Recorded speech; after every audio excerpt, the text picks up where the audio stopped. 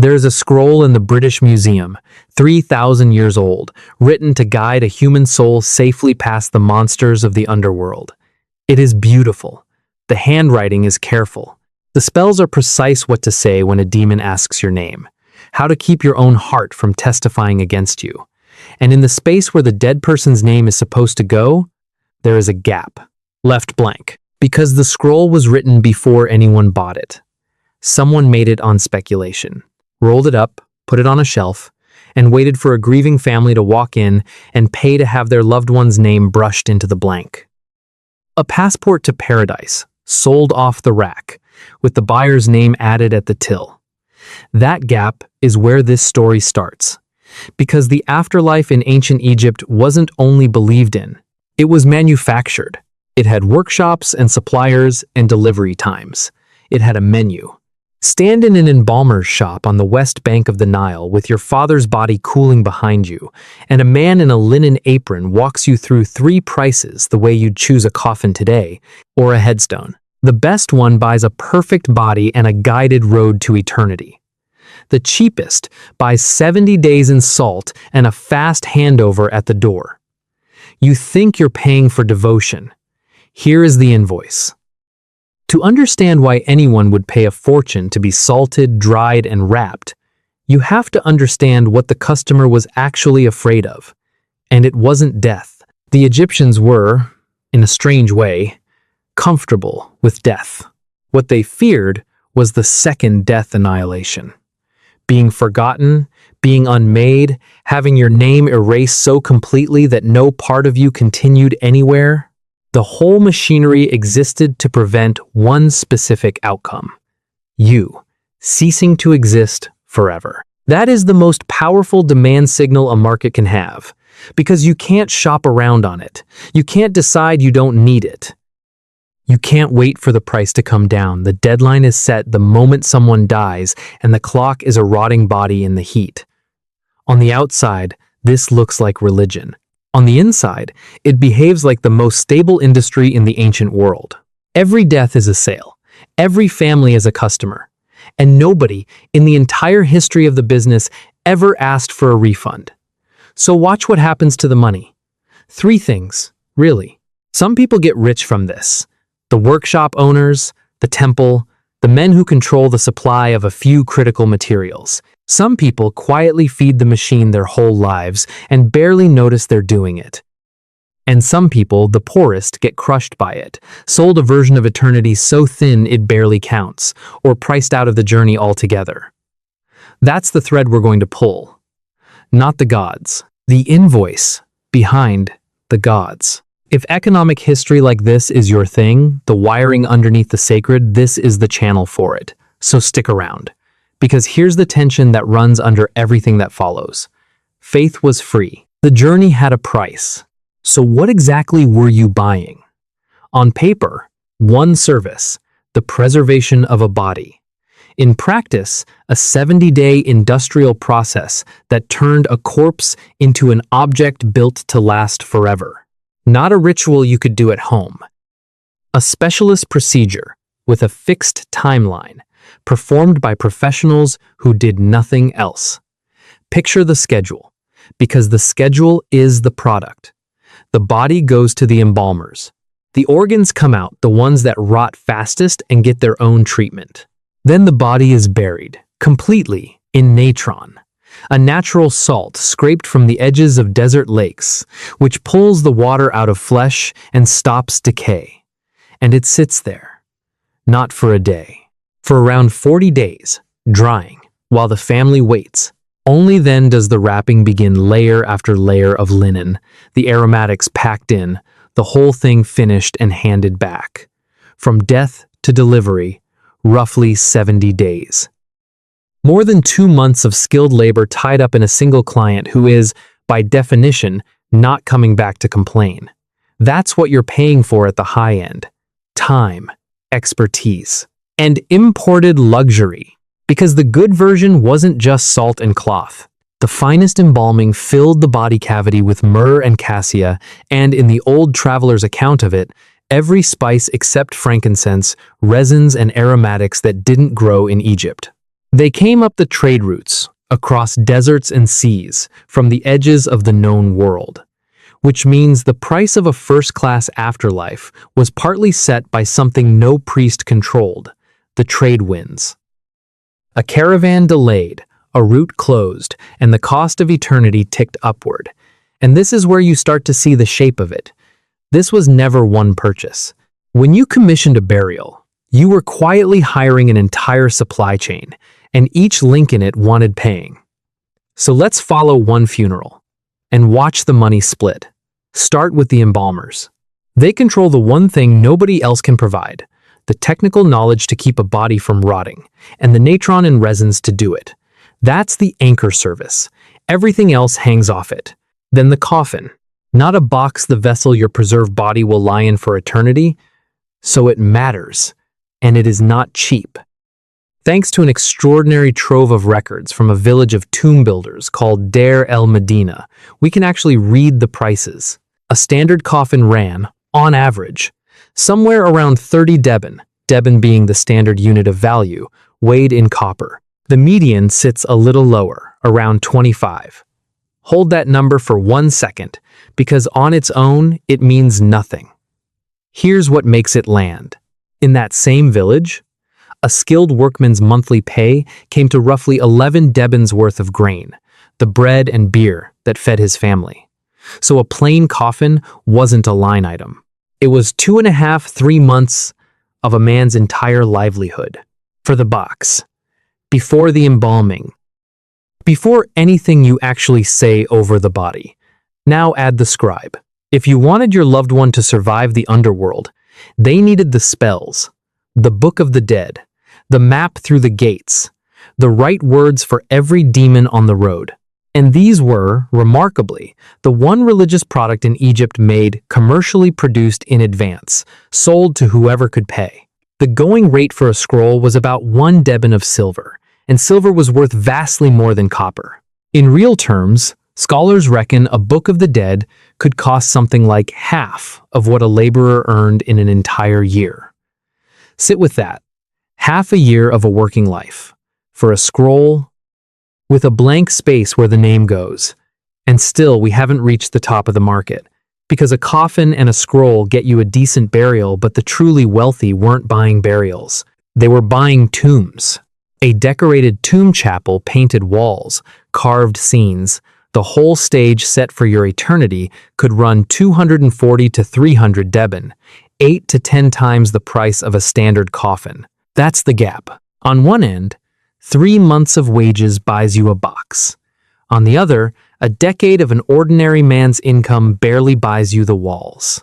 Here's the mini twist inside all of this, the part that's easy to miss. None of these people worked for the temple as some grand religious bureaucracy. They were tradesmen, coffin-makers, resin sellers, scribes-for-hire, amulet workshops, turning out the little protective charms tucked between the linen layers. The afterlife wasn't run from a temple. It was run from a workshop district, a cluster of small businesses, each turning grief into a specific, priced deliverable. Faith was free. The journey had a price, and the price had at least 6 different people's names on it. So where does the money actually end up? And here the story has to turn, because the honest answer is not comfortable. Follow the margin, and it doesn't sit where the mourner is looking. The grieving family stares at the coffin, the scroll, the beautiful wrapped body, the visible things, the things love pays for. But the real, durable wealth pooled somewhere else, in control of the scarce inputs, in the land and the temples and the workshops that could produce these things at scale, generation after generation, funeral after funeral, no matter who died. The individual coffin was the anchor. The margin was spread across a whole standing industry that never ran out of customers. And that industry had a floor most of it never talked about. Because look at what the cheapest option actually was.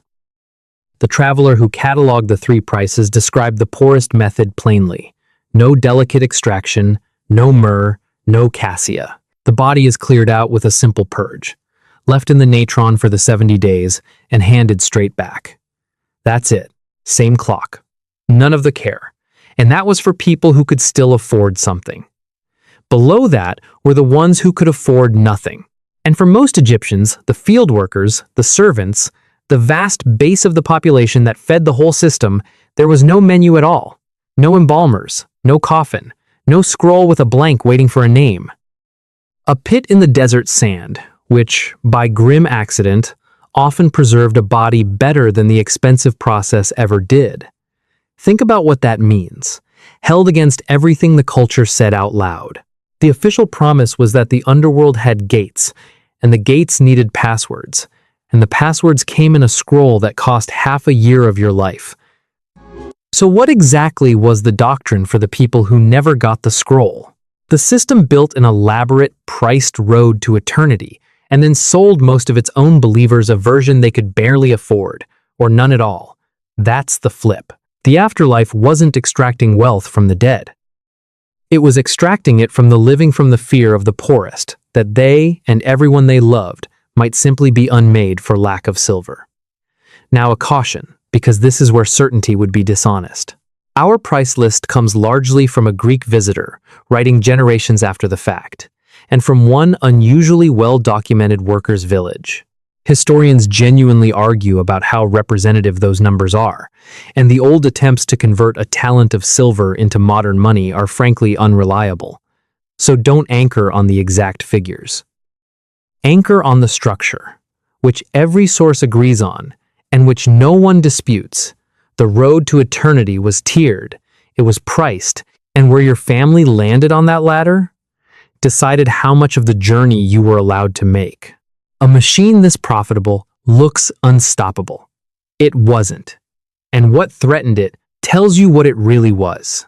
The first threat was the economy itself. When Egypt's central power weakened grain shortages, failed harvests, the slow unraveling that hit the whole Bronze Age world, the funerary industry felt it immediately. Fewer people could afford the full service. Demand for eternity, it turns out, is not immune to a bad harvest. And then came the response that gives the whole thing away. Coffins got reused. We know this in detail now, largely through years of painstaking work tracing individual coffins across the record.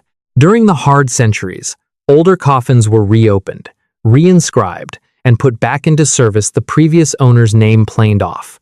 A new name written in, recycled eternity. Sometimes it was done quietly by families with no other option. Sometimes it was done by the very people who ran the necropolis, stripping the old burials to resupply the new ones. Which brings us to the other great threat, theft. The tombs of the wealthy were, in effect, warehouses of concentrated value. Gold, linen, imported resin, worked wood sealed in the ground with no guard but a curse. In the lean years, they were robbed systematically, sometimes by the same officials sworn to protect them. The investigations were real. The trial records survive. The road to eternity had become a place to loot. Sit with what that reversal actually is. A coffin was sold as the one permanent thing, the vessel that would carry you, untouched, forever. And in a downturn, it became inventory, reopened, resold, reused. The most sacred object in the system turned out to have a resale value, and the moment times got hard, the market found it. So line them up, the three customers from the very beginning, and see where the invoice actually left them. At the top, the noble, the official, the family with land. A talent of silver at the high end of the trade, the perfect body, the imported spices, the painted tomb worth 10 years of a common wage, the custom scroll with the name written in from the start. They bought not just preservation but permanence, a whole staged eternity. And, not incidentally, the certainty of being remembered by everyone who saw it. In the middle, the artisan, the scribe, the man with a steady trade. 3 months of wages for a coffin, half a year for the spells, if he stretched. A decent, modest passage, the version most people who could buy in, bought. Not glory, but a name that survived, and a door that opened, and at the bottom, the field worker, the servant, the household of the poor, the purge and the salt if they were lucky, the pit in the sand if they weren't. The same sun, the same gods, the same underworld with the same gates and no scroll to open them, no coffin to travel in, no wall to carry their name forward. Same journey. Radically different odds of surviving it. In a culture that promised eternity to everyone, the terms of that eternity were set, quietly and precisely, by what your family could pay. Now, it would be easy to end this cynically, to say the whole thing was a racket, that the priests were con men and the believers were marks. But that's the cheap version, and it's wrong. The belief was real. The fear of the second death was real as any fear a human being has ever carried. The grief in that embalmer's shop was real. And the craftsmen weren't frauds. They were tradespeople doing careful, skilled, often genuinely reverent work for a price, the way people always have. Both things are true at once. Egypt built one of the most profound answers to death that any civilization has ever produced, and it built, in the same motion, a supply chain to sell that answer, tier by tier, to the people who feared it most. The scroll with the blank space isn't proof that no one believed. It's proof that belief and commerce were never separate things here. They were the same industry, wearing two faces. Faith was free. The journey had a price. And in ancient Egypt, more than almost anywhere since, the two were written on the same invoice. Next time, we follow the money into a different corner of the sacred, where the product isn't a body, but a miracle. Until then,